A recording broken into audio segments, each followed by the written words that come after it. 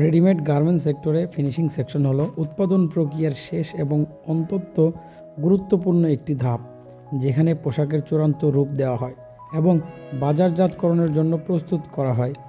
এই বিভাগে পোশাকের গুণগত মান নিশ্চিত করা, আকর্ষণীয় রূপ দেওয়া এবং গ্রাহকের চাহিদা অনুযায়ী প্রস্তুত করার জন্য বিভিন্ন কাজ সম্পন্ন করা হয়।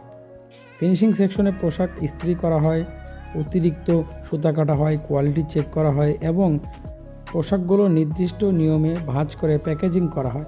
এছাড়াও পোশাকের চূড়ান্ত পরিদর্শন করা হয় যাতে কোনো ত্রুটি না থাকে। ফিনিশিং সেকশনের কাজ সঠিকভাবে সম্পন্ন হলে পোশাকের মান উন্নত হয়, যা ব্র্যান্ডের সুনাম বজায় রাখতে এবং গ্রাহকের সন্তুষ্টি নিশ্চিত করে। এই বিভাগে দক্ষ শ্রমিক এবং আধুনিক মেশিনের ব্যবহারে উৎপাদন প্রক্রিয়াকে আরও দ্রুত ও কার্যকর করে তোলে। সামগ্রিকভাবে ফিনিশিং সেকশন পোশাক শিল্পের একটি অপরিহার্য অংশ, যা পোশাকের চূড়ান্ত মান ও আকর্ষণীয়তা নিশ্চিত করে। বন্ধুরা, এই ভিডিওতে থাকছে আপনাদের জন্য গার্মেন্টস সেক্টরের ফিনিশিং সেকশনে একজন হেল্পার বা একজন অপারেটরের যে কাজগুলো তা বিস্তারিত আমি আপনাদেরকে দেখাবো, বা ফিনিশিং সেকশনে কী ধরনের কাজ হয়ে থাকে, কীভাবে কাজগুলো করা হয়ে থাকে, সেই বিষয়গুলো আমি এখন আপনাদেরকে দেখাবো।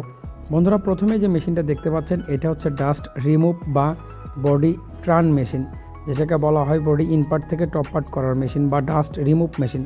এই মেশিনে একজন হেল্পার লাগে। এখানে একটা বডি ইনসাইড করা থাকে এবং সেটা টপ সাইড করার জন্য যখন মেশিনে দেওয়া হয় এয়ার কম্প্রেসারের মাধ্যমে, হাওয়ার প্রেশারের কারণে বডিটা ইনপার্ট থেকে টপ পার্ট হয়ে যায় এবং যত ময়লা ডাস্ট থাকে, এক্সট্রা থ্রেড থাকে, তা বের হয়ে যায়।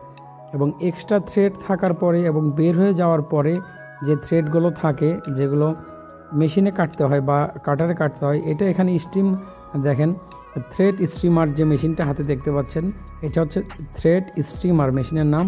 এই মেশিনের মাধ্যমে অতিরিক্ত যে সুতাগুলো থাকে ওয়াশের পরে বা ওয়াশ করার আগে যে সুতাগুলো থাকে, এগুলো কেটে নেওয়া হয়। এরপরের সেকশনটায় চলে যাওয়া হয় বন্ধুরা গার্মেন্টসটা আয়রন করার জন্য। দেখতে পাচ্ছেন এখানে একজন আয়রনম্যান দক্ষতার সহিত গার্মেন্টসটাকে আয়রন করতেছে। প্রচলিত যে বাজারে যে আয়রনগুলো আছে এটা থেকে একটু ভিন্ন, কারণ প্রচলিত আয়রনের বাজারের যে প্রচলিত আয়রনগুলো, এই আয়রনগুলোতে বডির সৌন্দর্য বৃদ্ধির জন্য ভাঁজ দেওয়া হয়, কিন্তু এখানে বডিটাকে শুধুমাত্র কোনো প্রকার ভাঁজ না দিয়ে ফ্রেশ একটা আয়রন করা হয়, যাতে কোনো দাগ বা ভাঁজ না থাকে। আপনারা দেখতেই পাচ্ছেন বন্ধুরা, আয়রনম্যানের কাজ কি, তার করণীয় কি, কীভাবে আয়রনম্যানের চাকরি পাবেন, এটা নিয়ে আমার চ্যানেলে অলরেডি ভিডিও আপলোড করা আছে। আপনারা চাইলে আই বাটনে অথবা আমার চ্যানেলে ভিজিট করে ভিডিওগুলো দেখতে পারেন। আশা করি আপনাদের উপকারে আসবে। দেখতেই পাচ্ছেন একজন দক্ষ আয়রনম্যান, দক্ষতার সহিত কোনো ভাঁজ নাই, জাস্ট বডিটাকে নর্মালি ফ্রেশ করে আয়রন করে দিচ্ছে, যাতে কোনো আয়রনের দাগ বা কোনো চিহ্ন না থাকে, বাস। এরপরের যে ধাপটা বন্ধুরা, সেটা হচ্ছে কোয়ালিটি চেক। এখানে কোয়ালিটি চেক এবং ফাইনাল ইন্সপেকশন করা হবে যে বডির গার্মেন্টসটার, যেটাকে গার্মেন্টস বা বডি বলা হয়, এটার কন্ডিশনটা ঠিক আছে কিনা, top side, inside, all process, বডির গেট আপটা সুন্দরভাবে এখান থেকে চেক করে ফাইনাল চেক করে দেওয়া হচ্ছে। এরপরের যে ধাপটা থাকবে সেটা হচ্ছে ইন্সপেকশন। এরপরে হচ্ছে আপনার শেডিং অ্যাপ্রুভ, শেডিং চেক। দেখতে পাচ্ছেন কত সুন্দরভাবে প্রত্যেকটা প্রসেস, বডির মেজারমেন্ট, এভরিথিং, টপ পার্ট ইনপার্ট করে, ইনপার্ট টপ পার্ট করে পুরো বডিটাকে সুন্দরভাবে চেক করা হবে এবং কোনো প্রসেস মিস্টেক আছে কিনা, সিরা ফাটা আছে কিনা, যাতে কাস্টমার অসন্তুষ্ট হয় বা ক্রেতা যাতে অসন্তুষ্ট না হয়, সেই জন্য প্রত্যেকটা গার্মেন্টসকে ঠিক একইভাবে ফাইনাল ইন্সপেকশনে দেওয়া হয়, যাতে করে গার্মেন্টসটা ফুললি তারা চেক আপ করতে পারে। এরপরের ধাপটা আমি আপনাদেরকে দেখাই। দেখেন, এর কাজ শেষ হয়ে যাওয়ার পরে যে কাজটা থাকবে সেটা হচ্ছে যে একটা গার্মেন্টস, দেখতেই পাচ্ছেন গেট আপ চেক করা হচ্ছে বা ডাস্ট বা শেডিং অ্যাপ্রুভ করা বা শেডিং চেক করা হচ্ছে। এখানে 4টা গার্মেন্টস বিছিয়ে রাখা হয়েছে এবং তার সাথে অন্য যে গার্মেন্টস যেটা ওয়াশ থেকে আসছে এটাকে ক্যাটাগরি ভাগ করা হচ্ছে, যে এটা গার্মেন্টসের কালার ঠিক আছে কিনা, জাস্ট এখানে কালারটা দেখা হচ্ছে। এগুলো হচ্ছে ফাইনাল ইন্সপেকশন বা ফাইনাল চেক।